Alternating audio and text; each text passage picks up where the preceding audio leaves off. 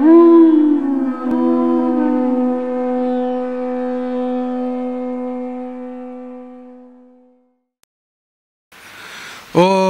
नमः भगवते वासुदेवाय।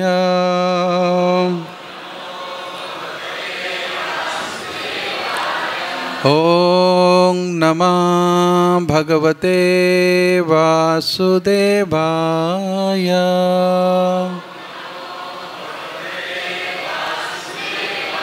ओं नमः भगवते वासुदेवाय।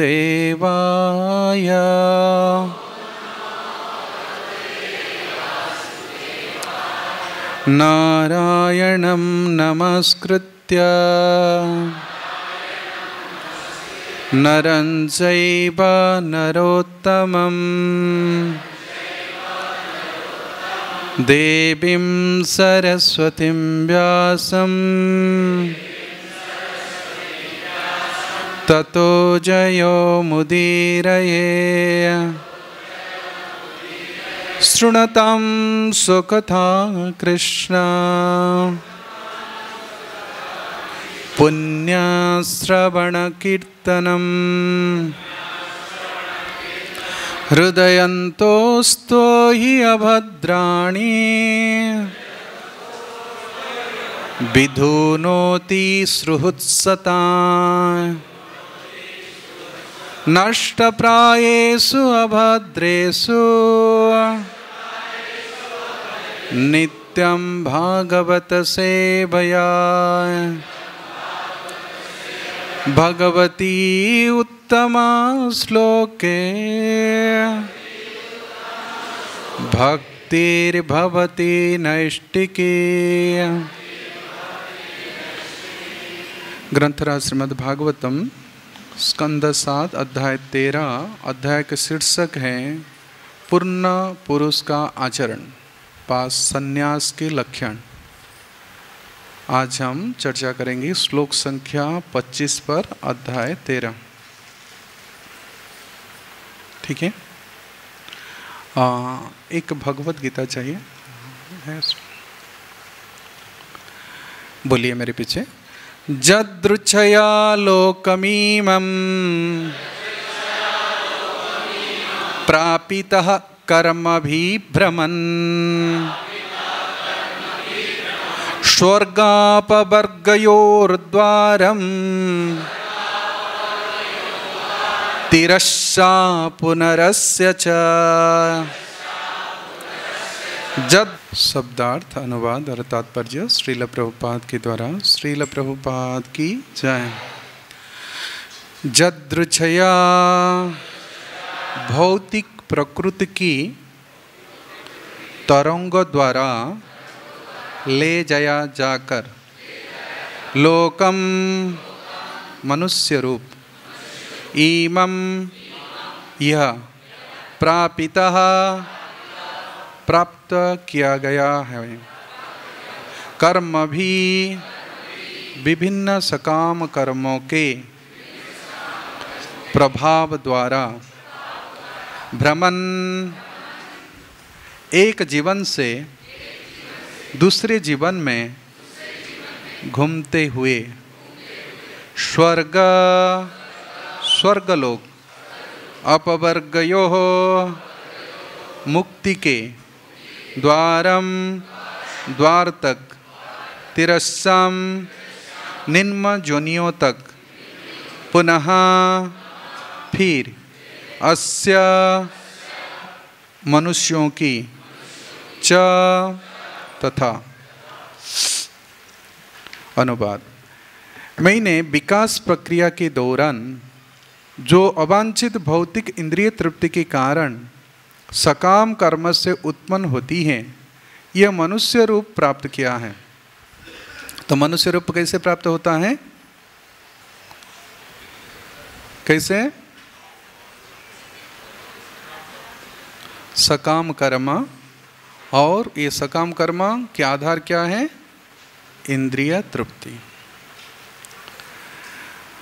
और ये शरीर के द्वारा हमको क्या प्राप्त होता है? जो हमें स्वर्गलोक तक, मुक्ति तक, निम्न जोनिय तक या मनुष्य के बीच जन्म लेने तक पहुंचा सकता है। तो मनुष्य सब द्वार तक पहुंच सकता है। यहाँ जंक्शन है, स्वर्ग जा सकते हैं, नरक जा सकते हैं, बीच में भी रह सकते हैं और अन्य योनि में भी घूम सकते हैं। तो ये फ्री लाइफ है ये मनुष्य शरीर। ठीक है। तात्पर्य, इस भौतिक जगत में सभी जीव प्रकृति के नियम के अनुसार जन्म तथा मृत्यु के चक्कर में पड़े हुए हैं।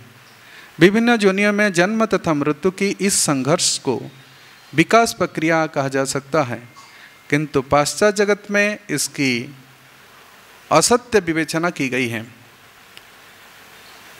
पशु से मनुष्य के विकास का डार्विन का विकास सिद्धांत अपूर्ण है, क्योंकि यह सिद्धांत विपरीत दशा को अर्थात मनुष्य से पशु बनने की प्रक्रिया को प्रस्तुत नहीं करता, परंतु इस श्लोक में वैदिक प्रमाण के आधार पर विकास की भलीभांति व्याख्या की गई है।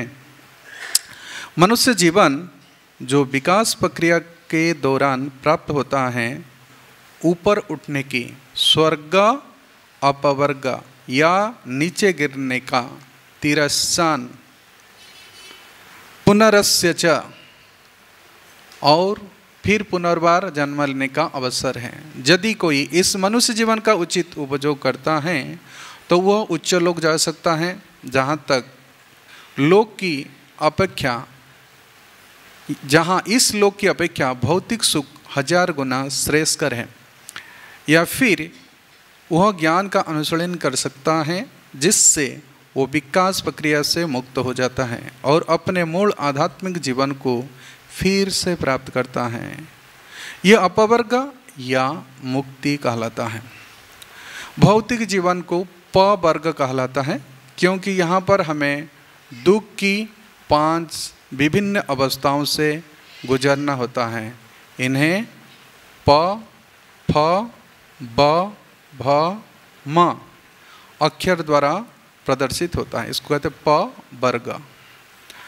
प का अर्थ है परिश्रम, फ का अर्थ है फेन, जो घोड़े की मुंह से निकलता है, झाग, जो अधिक परिश्रम करने पर घोड़े के मुख से निकलता है। ब का अर्थ है व्यर्थता व निराश,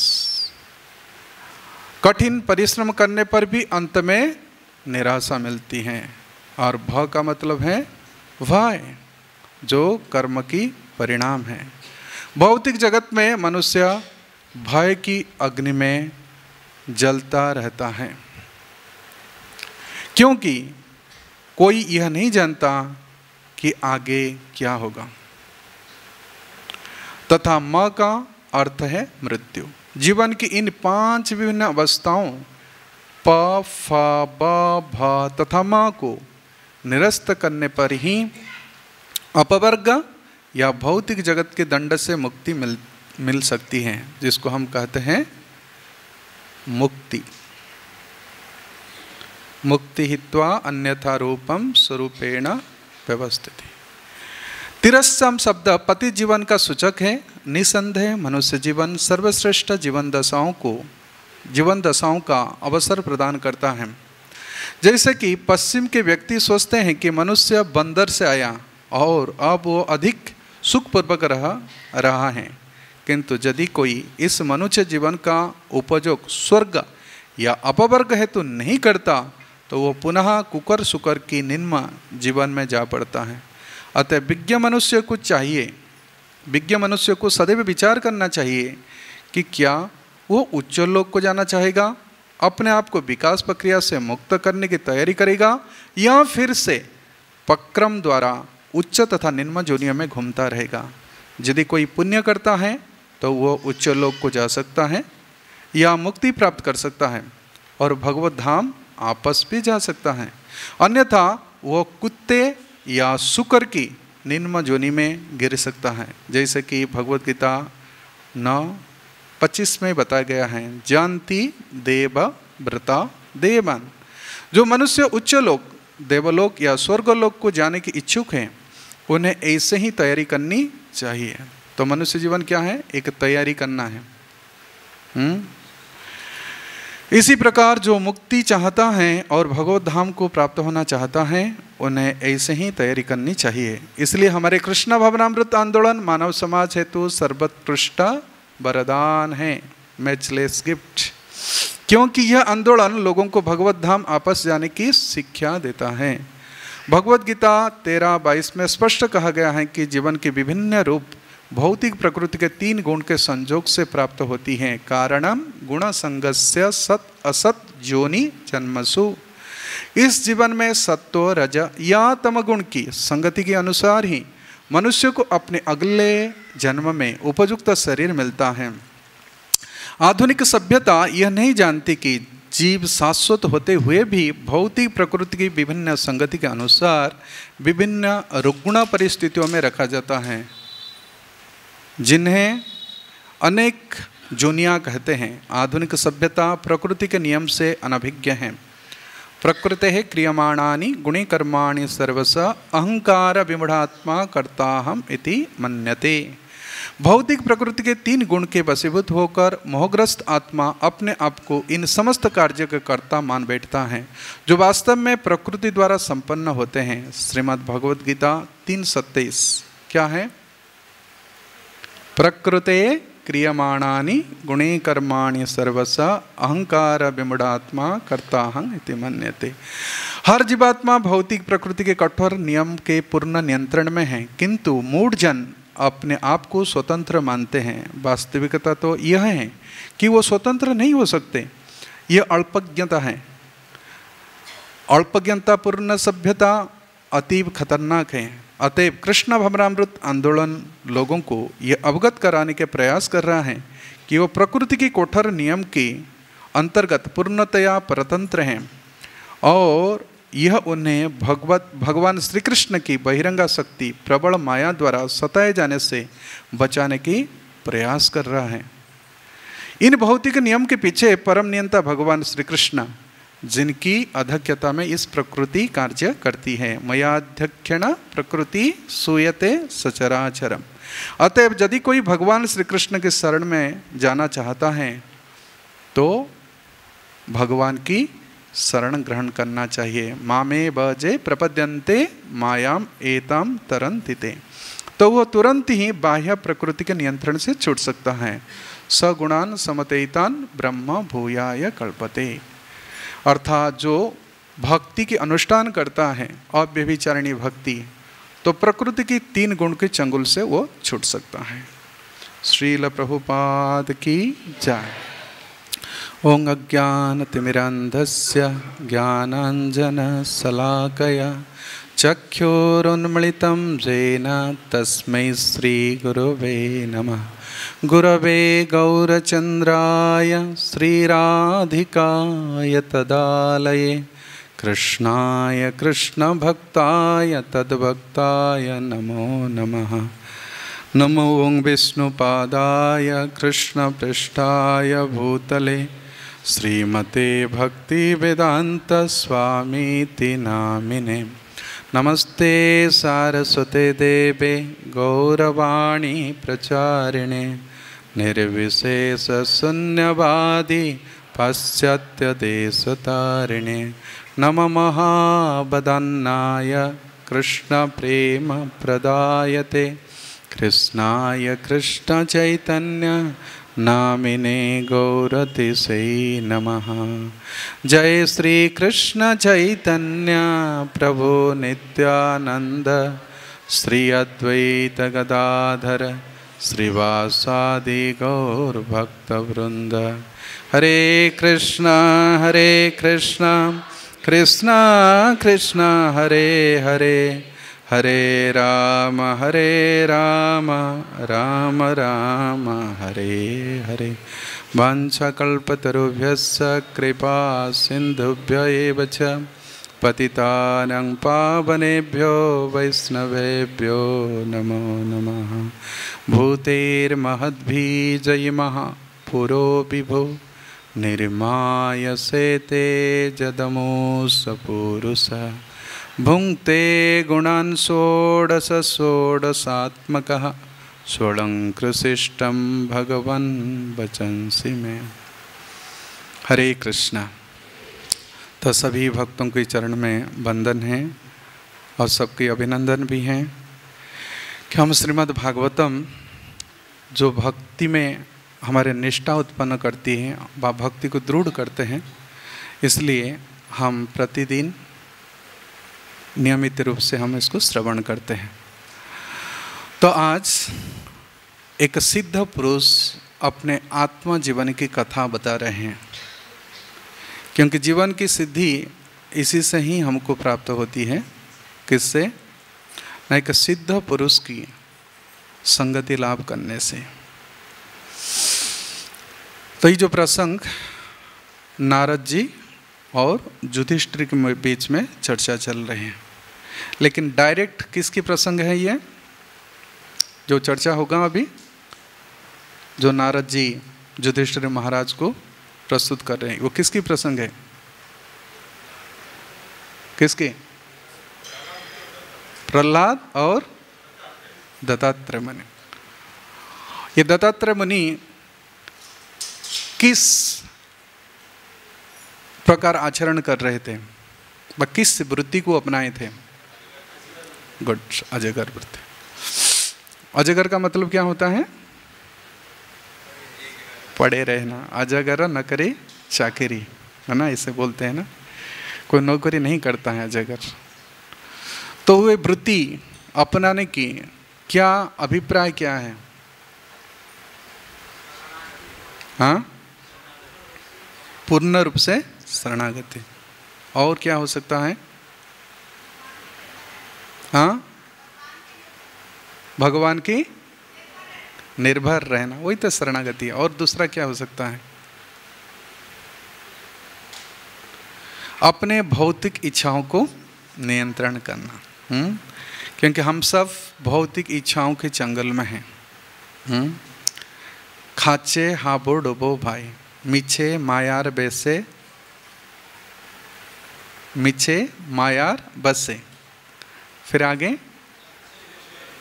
याचे भेसे खाच हाबो डुबो भाई, जीवा कृष्ण नित्यदास करिले ए विश्वास, आर तार दुख नहीं। तो ये जो माया की तरंग के द्वारा हम कैसे बह रहे हैं, ये पूर्व श्लोक में चर्चा हुआ है। इस इच्छा की तरंग है, ये हम सबको फ्लो करके लेके जा रहे हैं। हम सोच रहे हम कर रहे हैं, लेकिन कौन कर रहा है? प्रकृति कर रही है। प्रकृति की गुण करा रही है। इसलिए ये संसार गुण से बना हुआ है। त्रिभीर गुणर्मयी भावै रेभि सर्वम इदम जगत, मोहितं नाभिजानाति मामेभ्यम परम अव्ययम्। तो इसलिए जीव मोहग्रस्त हो जाता है, क्योंकि गुण के द्वारा बाई इस रस्सी, ये माया की रस्सी के द्वारा सभी जीव को भगवान मोहित कर रहे हैं। इसलिए भगवान की अव्ययता को हम नहीं समझ पाते हैं, और इसलिए हम शरणागत नहीं हो पाते। जिस दिन हमको समझ में आ जाएगा कि भगवान सब कुछ है, ज्ञात्वा मां शांति मृच्छति, उसी दिन हमको पूर्ण शांति प्राप्त होती है। इसलिए अज्ञान व्यक्ति वो जान नहीं पाता है। अज्ञान क्यों है? कारण क्या है? कि हमारे अंदर कोई श्रद्धा नहीं है ज्ञान को प्राप्त करने के लिए। अज्ञस्य अश्रद्धानस्य संशय आत्मा विनिश्यति। तो एक तो हम अज्ञ भी हैं, परंतु सोचते हम विज्ञ हैं, और इस ज्ञान को प्राप्त करने के लिए कोई हमारे अंदर श्रद्धा भी नहीं है। तो इसलिए हमारे अंदर संशय बनी रहती है। हम भगवान के शरणागत हो कि अपने अहंकार के। तो अहंकार हमको विमूढ़ कर देता, अहंकार विमूढ़ आत्मा। तो इसलिए हम मूर्खता ही बने रहेंगे। तो पूर्ण शरणागति ही पूर्ण ज्ञान है, और ये बहु जन्म की तपस्या करने के बाद ये शरणागति आती है। बहुनंग जन्मनंग अन्ते ज्ञानवान मांग प्रपद्यते। भगवान के शरणागत कौन होता है? बहु जन्म जन्मांतर की जो ज्ञान को अभ्यास करते हुए ज्ञानवान बन जाता है, जैसे धन इकट्ठा करते करते धनवान होता है, तो जो व्यक्ति इसी प्रकार भगवत संबंधी ज्ञान को धीरे धीरे प्राप्त करके प्रति जन्म में बहुनाम जन्मनां अन्ते, क्योंकि ये चेतना कर्म ज्ञान और योग की ग्रंथि से युक्त है, परंतु जो ज्ञानवान बन जाता है उसकी ग्रंथि कट जाता है। भिद्यन्ते हृदय ग्रंथि छिन्दन्ते सर्व संशय, संशय उसी समय मिटता है कि भगवान के हम पूर्ण शरणागत होने के लिए उस समय पूरा हमारे हृदय मन हमारे विचार सब प्रकार से, इसलिए भगवान कहते हैं कि उसी प्रकार भाव से भगवान की शरणागत होना चाहिए। तमेवं शरणं गच्छ सर्वभावेन भारत, इस भाव को लेकर के व्यक्ति शरणागत होता है, और ये शरणागत होने पर भगवान की एक गिफ्ट मिलता है, जैसे प्रभुपाद कहे कि अनुपम उपहार क्या है, तत्प्रसादात् परम शांति स्थानं प्राप्स्यसि शाश्वतम, तो उसको जीव को परम शांति प्राप्त होता है। इसलिए कर्म की ग्रंथि को काटना बहुत कठिन है, कर्म के रहस्य को समझना बहुत जरूरी है। भगवान कहते जानो समझो इसको अर्जुन, कर्मणं ह्यापि बुद्धेवं बुद्धेवं च विकर्मणा अकर्मणस्य बुद्धेवं गहना कर्मणं गति। तो कर्म किस प्रकार गति प्रदान करता है, इस बात को प्रस्तुत कर रहे हैं सिद्ध पुरुष। क्या गति प्रदान करता है? न कर्म भी प्रापितम लोकम, अलग अलग लोक को जीव स्थानांतरित होता है कर्म के अनुसार, और भ्रमण भी करता है। तो इसलिए ये जो कर्म की कमाई है, ये शरीर, इसको ठीक से हम यूटिलाइज करना चाहिए। प्रभुपाद बोले कि हमारे इस्कॉन में जो 4 प्रिंसिपल है, इसमें है यूटिलाइजेशन इज द प्रिंसिपल। तो क्या है? क्योंकि शरीर एक हमारी नौका सदृश है, जान है। जान का मतलब है करियर। ये हमारे जान का भी दूसरा अर्थ है जीवन है। इसी से हम यात्रा करते हैं। ब्राह्मयन सर्वभूतानि जंत्र रूढ़ानि माया। आप लोग थोड़ा आगे आ जाएंगे, पीछे लोग भीड़ कर दिए, आगे आ जाए, नहीं तो पीछे लोग आगे आ जाए। कुछ लोग शर्माते हैं, आप लोग माता जी लोग भी आ जाइए।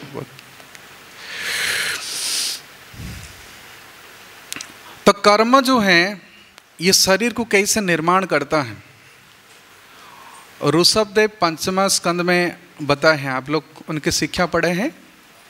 कर्मात्मकं जेन शरीर बंध, ऋषभदेव बता रहे हैं, पराभवस्तावत् अबोध जात जावन्न जिज्ञासित आत्मतत्त्वं ता जावत् क्रियास्तावत् इदं मनो ये कर्मात्मकं येन शरीर बंध। शरीर एक बंधन भी है, और शरीर को हम यदि सदुपयोग करें वो मुक्ति की द्वार भी खोल सकता है। इसलिए कहते तमद्वारम जोषित संग संगिन महत् सेवा द्वारं आहुर्विमुक्ते। इस शरीर को किसकी सेवा में लगाना चाहिए? महत् सेवा। तो फिर द्वार तो खुल जाएगा मुक्ति के द्वार। और ये संसार में सब कर्मात्मकम और कामात्मकम, काम केवल इंद्रिय भोग के लिए हमको प्रेरित करता है। तो संसार की यही कारण है, जोषिता संग संगे। ये काम की कारागार में हम रहते रहते रहते आदत भी पड़ गया है।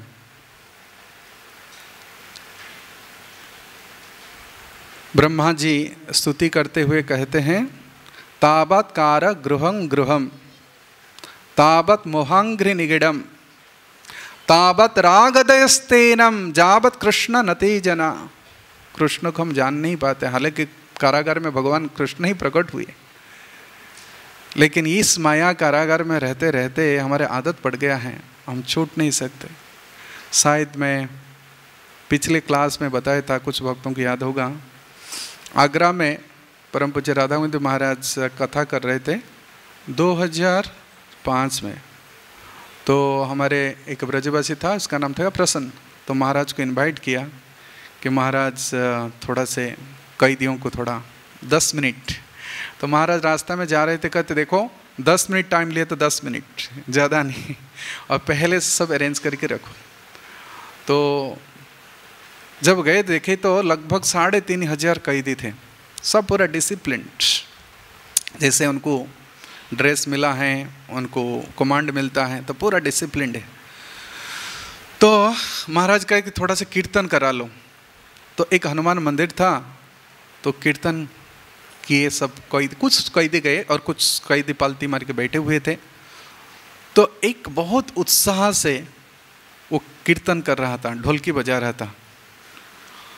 तो हनुमान मंदिर के पीछे केला की पेड़ था, तो मैं उनसे पूछा, तो आप तो अच्छा ढोलकी बजाते हैं, कीर्तन भी बहुत अच्छा करते हैं, क्या आप यहाँ सुपरवाइज कर रहे हैं? कहते महाराज मुझे तो बहुत प्रेम है भजन में, और कीर्तन होता है ना मेरा दिल नाचता है। लेकिन अच्छा आप कितने साल से हैं यहाँ पर हैं? कहते मैं 23 साल से हूँ। लेकिन उम्र कोई तो 20 साल होता है, आप 23 साल में क्यों हैं? कहते महाराज मैं 19 साल में छूट गया था, फिर 4 साल आकर मैं खुद अपने आप ही वॉलंटरी रह रहा हूँ। मैं पूछा क्यों? तो अपनी कथा बताया कि मैं जिस दिन गया मेरा दाढ़ी बढ़ गया था, रात में पहुँचा, पत्नी दरवाज़ा नहीं खोला, मच्छर काटा, बुखार हो गया, कोई मेडिसिन देने के लिए नहीं था। तो मैं सोचा भाई हमारा जेल में तो कुछ भी हो जाए, डॉक्टर आकर हमारे पास पहुँच जाता है। तो पत्नी ने बहुत गाली दी, 2 लड़कियों की शादी नहीं हुई है, तुम मर रहे थे कहाँ? मैं तो सोचा तो बहुत अभ्यर्थना हो गया यहाँ, 2 दिन खाया नहीं, तीसरा दिन जैसे भी मेरा ठीक हो गया, मैं सोचा कि मैं जाऊँ आगरा फिर, और मैं छुप के रात को टिकट काट करके बस में आ गया। उनका MP में कौन सी जगह था? कहता महाराज मैं अच्छे से बोस्टिंग भी करता हूँ वॉलीबॉल, तो इसलिए मुझे नेशनल टीम में बुलाते हैं। मैं सत्य घटना बोल रहा हूँ, और मैं अभी 700 कैदी का इंचार्ज हूँ, और मैं अपने लिए अच्छा अच्छा फुल्का बना लेता हूँ, और यहाँ जो सब्जी होता है मैं खुद पका लेता हूँ। तो मैं सोचा देखो लोग सोचते हैं कि मैं कब जेल से छूटूं, लेकिन वो थोड़े से इंद्रिय तृप्ति के लिए वो फिर उन्होंने जेल में आकर के रहा। कहता मैं आराम से ज़िंदगी बिता रहा हूँ, कोई टेंशन नहीं है महाराज।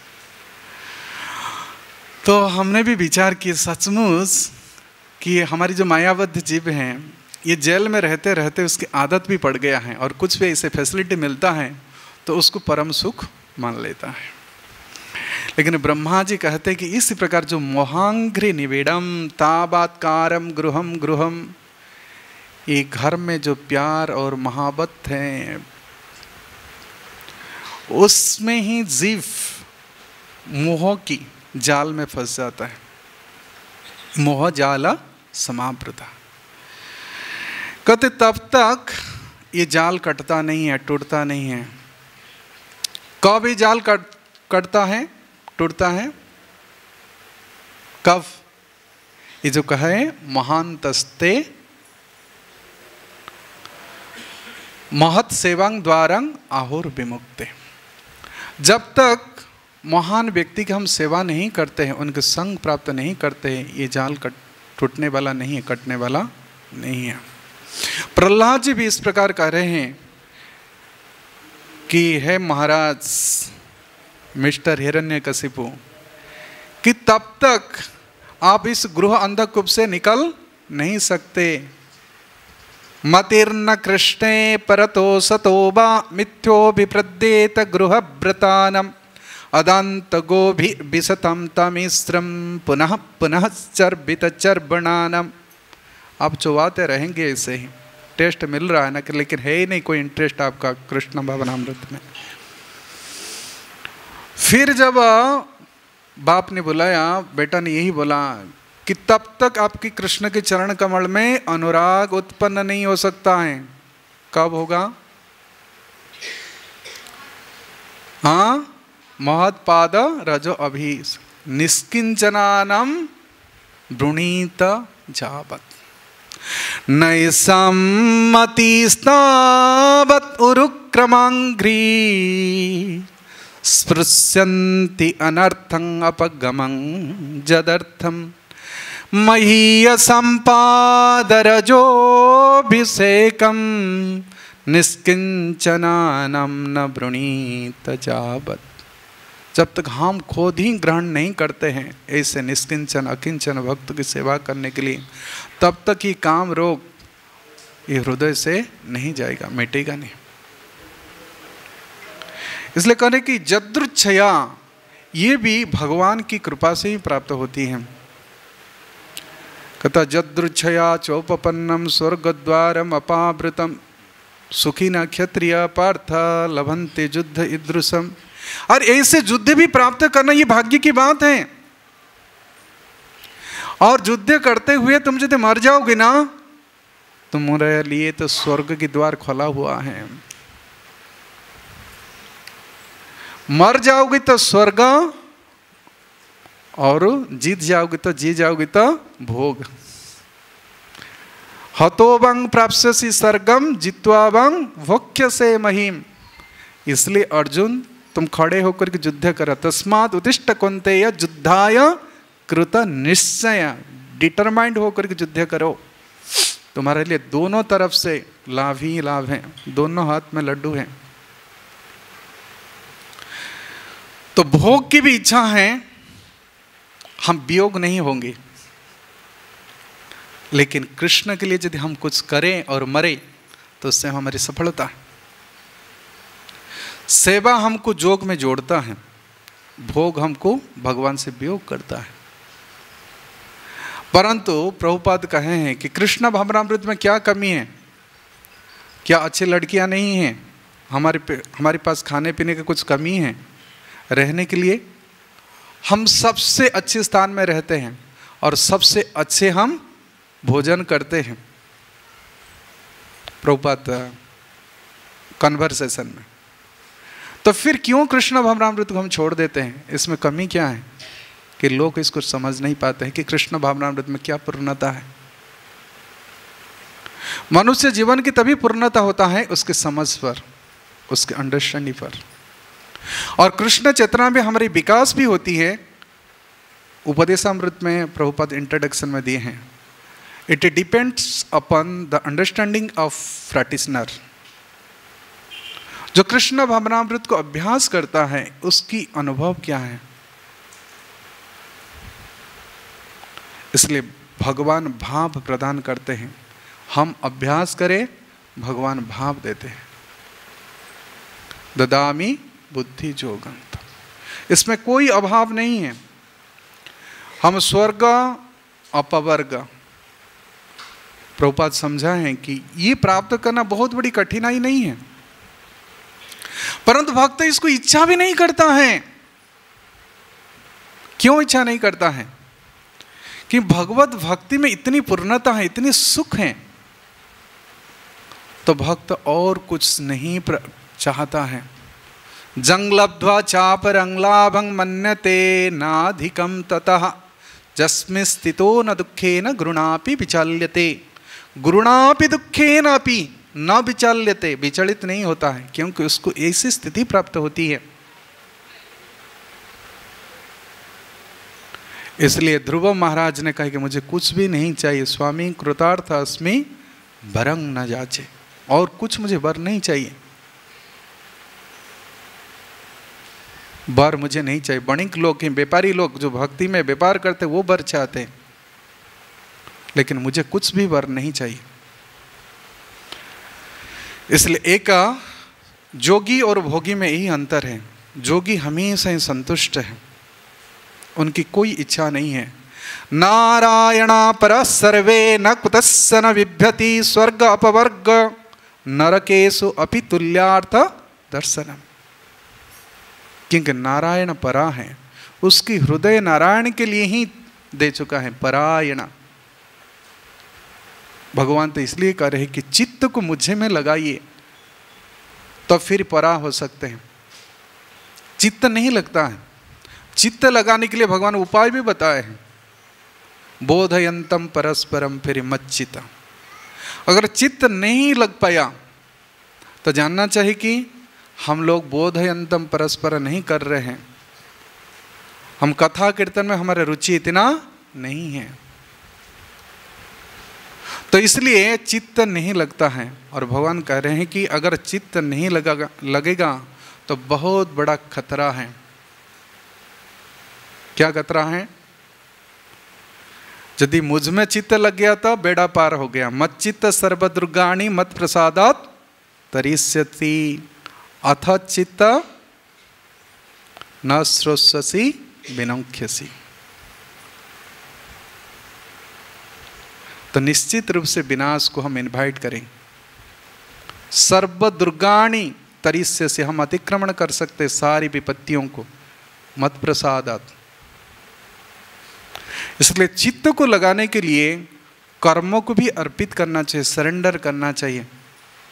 सर्व कर्माणि अपि सदा कुर्बाणं मत विपाश्रय मत प्रसादात अवाप्नोति शाश्वतम पदमव्ययम्। और जब तक प्रसाद नहीं है हम प्रसन्न भी नहीं हो सकते। इसलिए अनेक जो चिंता है, इच्छा है, उसमें हम अटैक्ड हो जाएंगे। जैसे कहते हैं डेड बॉडी को कुत्ता, सियार और गीत, चील सब खींच लेते हैं क्योंकि उसके अंदर प्राण नहीं है। तो उसी प्रकार जिसके चित्त भगवान में नहीं लग रहा है तो इच्छा रूपी कुत्ते, सियार उसको खींचते रहते हैं। ये नरोत्तम दास ठाकुर के एक पद है, गोविंद प्रभु जानते हैं ये पद, प्रेम भक्ति चंद्रिका में है। ये शब्द कह रहे हैं कि जिसके अंदर कोई प्राण नहीं है इसको अनेक प्रकार के प्रलोभन उसको खींचते हैं। ये कुत्ता, सियार और गीध की तरह है। इसलिए प्राण केवल को भगवान में लगाना चाहिए। इसमें है मत चित्त।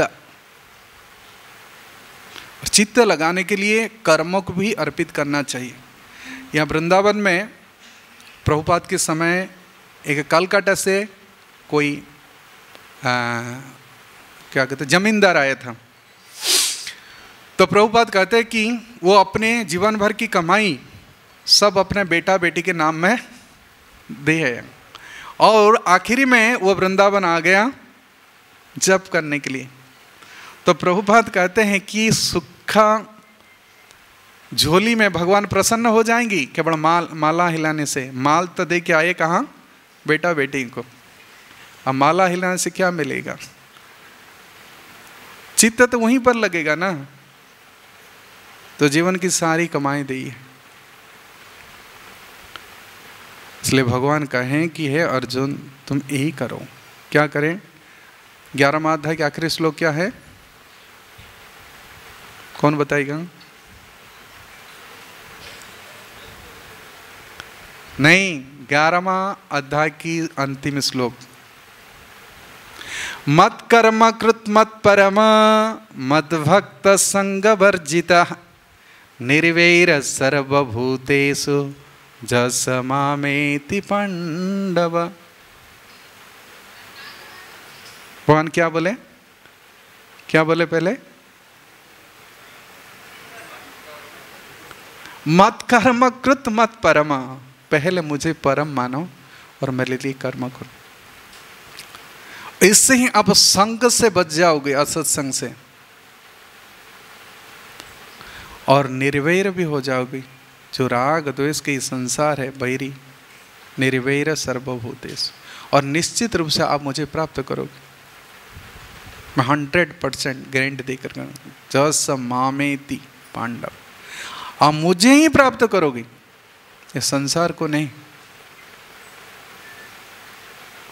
तो ये कर्म बंधन को जीव उत्पन्न करता है, लेकिन एक भाव की बंधन हो जाए ये कर्म बंधन कट जाता है। आप जानते हैं, राम जी के एक छोटे से पास टाइम्स में कहता हूँ कि जिस समय भगवान श्रृंगवेकपुर से पार होके जा रहे थे, गंगा नदी पार होने के लिए, तो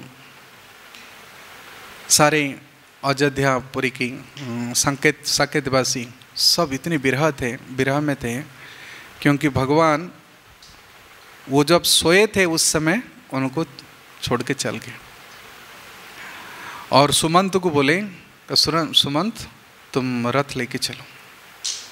तो सुमंत ने रथ लिया और गंगा नदी के तट पर ही भगवान ने कहते रोक दो। तो भगवान सुमंत को बोले तुम जाओ, मेरे पिताजी को ही संदेश दे दो कि मैं 14 साल ही वनवास करके वापस लौटूंगा। सुमंत ने बोला नहीं नहीं, महाराज के आदेश से आपको केवल वन भ्रमण करे की ले आऊँगा। कहते नहीं सुमंत, मेरी निवेदन है। लेकिन सुमंत मतलब भगवान को छोड़ करके जाने के लिए बिल्कुल इच्छा नहीं हो रही थी। और घोड़े भी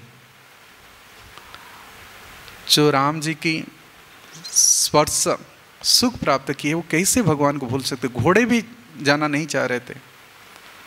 तो सुमंत बहुत विरह से उन्हें रथ पर बैठा और रो करके, घोड़ा न चलने पर भी उनको जबरदस्ती लेके उन्हें फिर गए।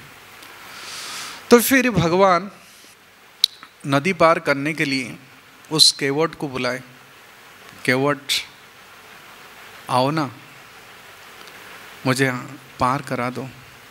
केवट ने कहा मैं तो जानता हूँ आपकी मर्म जानता हूँ, आपकी चरण का मर्म जानता हूँ। अरे जो आप जिसकी चरण से गंगा नदी निकला है वो गंगा को पार नहीं कर सकता है। तो केवट ने अपने भाव को जोड़ा। कैसे कैसे भाव को जोड़ा आप देखो। वो कहते मैं मर्म जानता हूँ, आप पत्थर को नारी बना देते हो और मेरे तो ये एक सामान्य काठ की नौका है, वो ये नारी बन जाएगा तो मेरी पत्नी भी कहेगी तुम दूसरे शादी करके आए हो, और यही नाव ही मेरी संबल है परिवार को पालने के लिए। तो मैं कैसे दो दो पत्नी का निर्वाह करूं, एक पत्नी को मेंटेन नहीं कर पाता हूं। तो भगवान फिर करे कि अरे थोड़ा जल्दी करो, हमको पार करना है। लेकिन ये कहता नहीं, पहले तो आपकी चरण धोऊंगा तब फिर। तो भगवान फिर हाथ जोड़कर निवेदन कर रहे हैं कि ठीक है, जैसे तुम्हारे भला होगा ऐसे ही करो। तो लक्ष्मण को थोड़ा सा क्रोध आ गया। कहता क्या है प्रभु?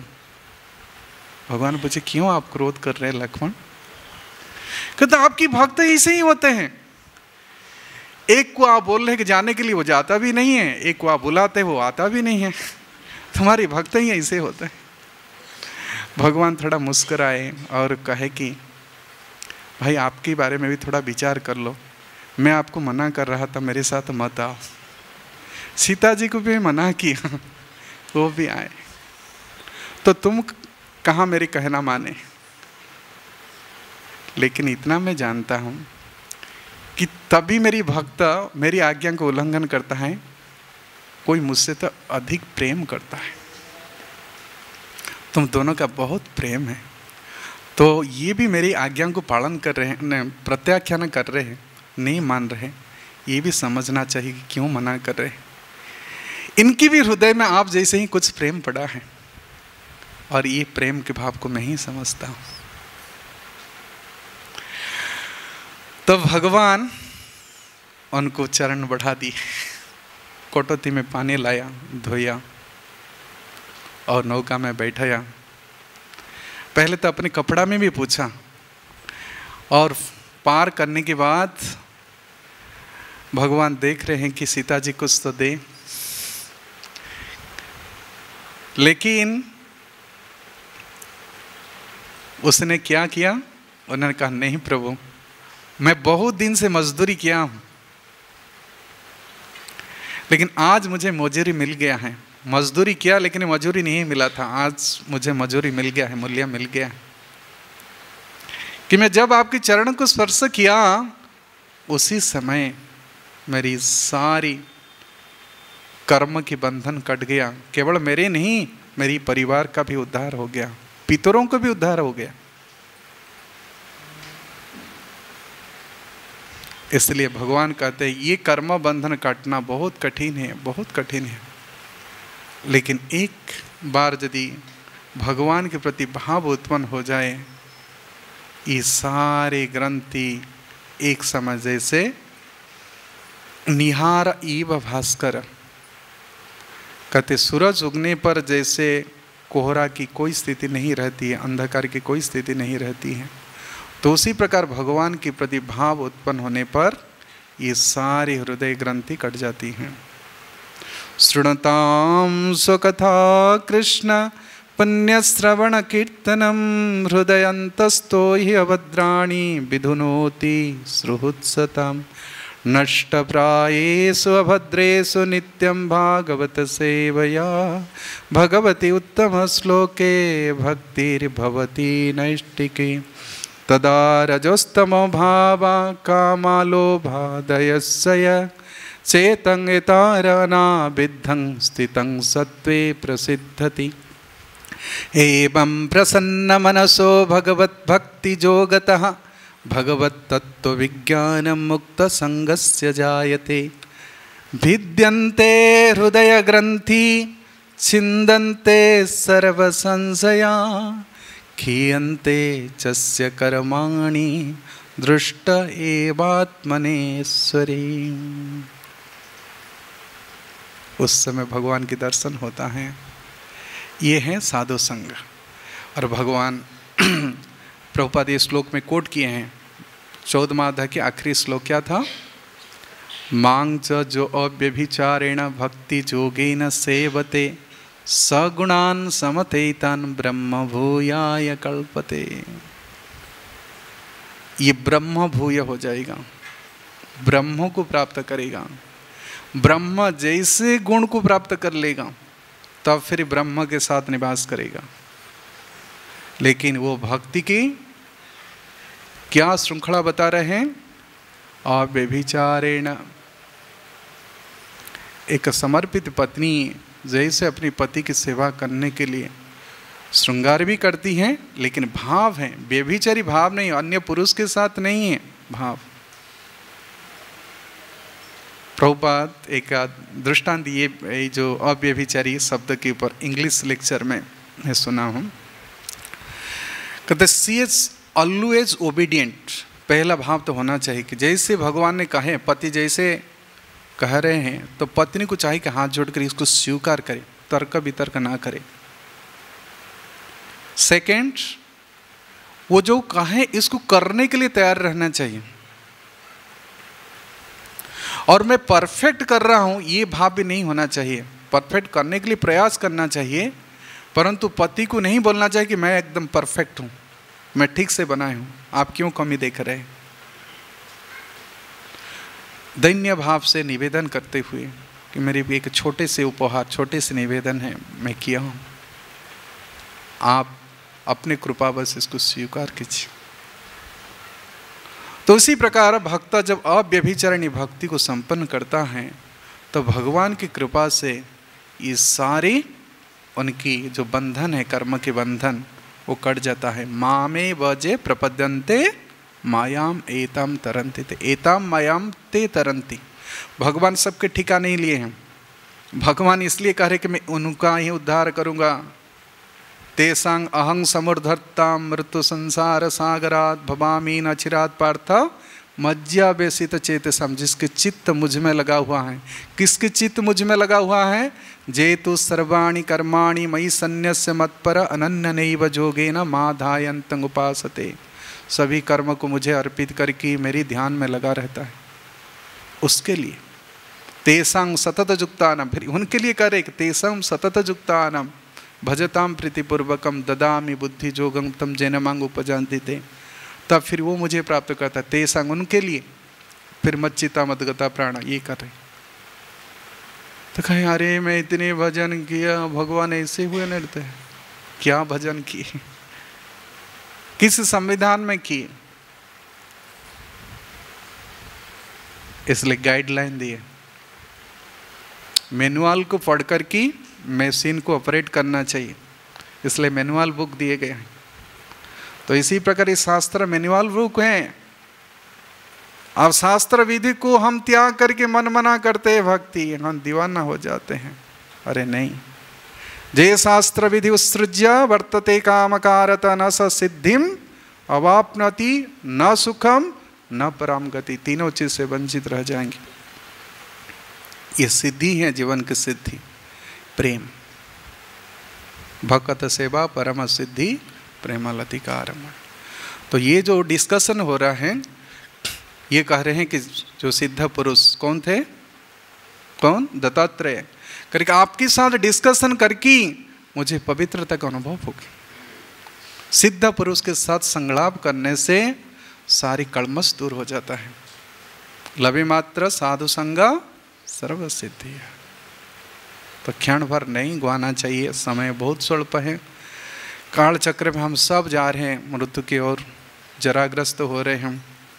अनेक सारी विपत्तियां, संकट हैं, ये कली युग में सब प्रकार की हैं, मंद सुमंद मतयो, और कितना है दोष की निधि हैं, परंतु हम देख नहीं पाते हैं। दुख और दोष को नहीं दिख पाते हैं। भगवान करके देखना चाहिए। दुख दोषानुदर्शनम।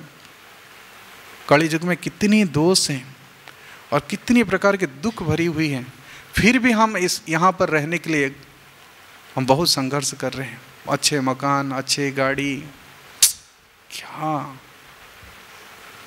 इस समय को सदुपयोग करें और इसी जीवन में हम सिद्धि प्राप्त करने के लिए प्रयास करें। हरे कृष्णा कृष्ण कृष्ण हरे हरे, हरे राम राम राम हरे हरे। बहुत बहुत धन्यवाद। ग्रंथराज श्रीमद् भागवतम की जय। श्रील प्रभुपाद की जय।